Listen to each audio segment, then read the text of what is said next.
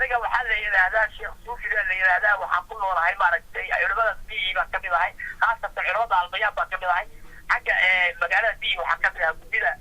dadka maaragtay gudida dadka u dhaqaaqada howlahooda ka shaqeeya walaal xalay maaragtay sababtii jacbarkii inta telefoon lagu soo dhacay magaalada bii wiilal afar wiila baa dukaan maaragtay dad ku qabsaday marka habeenima meesheeda tagay wiilasha dukaan weyn buu ahaa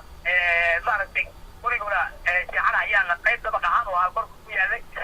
marka wiilashii meeshii waa la jebin waayey dowladda oo dhan baa isugu timaaday dukaan isma adag baa waa la jebiyey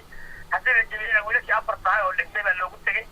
hadday dhinteen laba sariirta jamayna soo degin ba iyagoo kusoodii maaragtay meesheedii say ku seexdeen ku nafbaceen labada maaragtay inay soo baxaan bay isku dayeen oo qiiqii oo dhalkii baa celiyey midna riddu ku nafbaxay midna sariirta ku nafbaxay afartaanna waa dhinteen dadkana xalay habeennimu qabsaday marka dadka waxaa la leeyahay dadku waxay u badinayaan inuu jikada ka kacay oo dad jikada ka kacay qaarna waxay leeyihiin waa la gubay marka allahu aclam ilaahay baa garanaya kolley iyagii markhaatiga hawaaba dhinteenba soo afrikaankana caadada u dhahaan jiray inay dukaamada gulaan laakiin hadda wax cadayba ah oo dowladda ku noqono cadayn baan keenaynaa leh marka dadku firjisiisu waay qaarna waxay leeyihiin dadka jikadu ka kacay qaarna waa la goynay leeyihiin cadaymana dowladda ku maqan beydkii waa soo qaadanay waa naloo ogolaaday inaan xabaalano bacdal casar baa la xabaalahayaa afartan ninba waa dhinteen magacyadooda iyo sawiradoodana facebooka la soo dhigay oo maaragtay aad ka heli doontaan magaaladu marka geerida kulul baa la heshay magaalada dhan oo marka maanta awdhii dukeeshkii ku dhinteenna waxaa la dhahaa suweebtaa la dhahaa injooli iyo wuxuu leeyahay maaragtay iyo iswiida dhexdooda waay waa tahay marka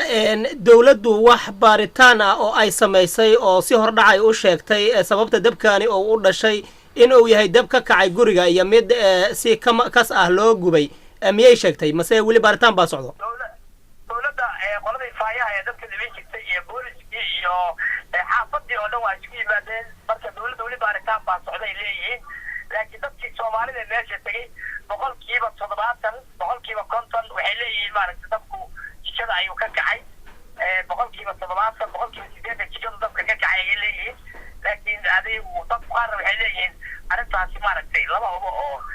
se waxay u gubteen lama sheegi karo maadaama nimankii markhaatiga abaaba dhinteen baa de afartii waa dhimatay marka soo afrikaankana dukaamada waa gubi jireen oo dacaaday u lahaan jireen oo inta badan dhibka lagu dhaco hadda ka hor 3 nin oo lagu gubay waa jirtay 2 nin oo lagu gubay waa jirtay dadka weliba dukaamada waa ku gubi jireen marka hadda information weyn lama hayo dowladda laga warsimayaa wax hadda la sheegay nimanka inay gubteen oo dhinteen uba caddayn karaa waxa gubay iyo qaab loo gubay wax caddayn karaa hadda ma jirin waa tahay adinku community baa tihiin inta badanna bulshadaad ku dhex jirtaan maxaa arrimahaas inkaga qorshaysan inaad ka qabataan arrimahaasi maalin dhaweyto waxaa jiray ilaa 6 ruux oo lasoo dhaawacay wili shabeelay waad garanaysaan oo iyo odayaal hadda laba oo qaabna khatiirta yaalaan ilaa nin u dambeeyo loo dilaynaado waa ku dhintoon xadaalayna iyo wiilkii horreeyey marka waxaa weeyaan laba nin camal waa xabaalay marka waa intii wiiga ganaha isbitaaladan ilaa 6 ruux baa taala isheetar baa hadda la soo gelayaa marka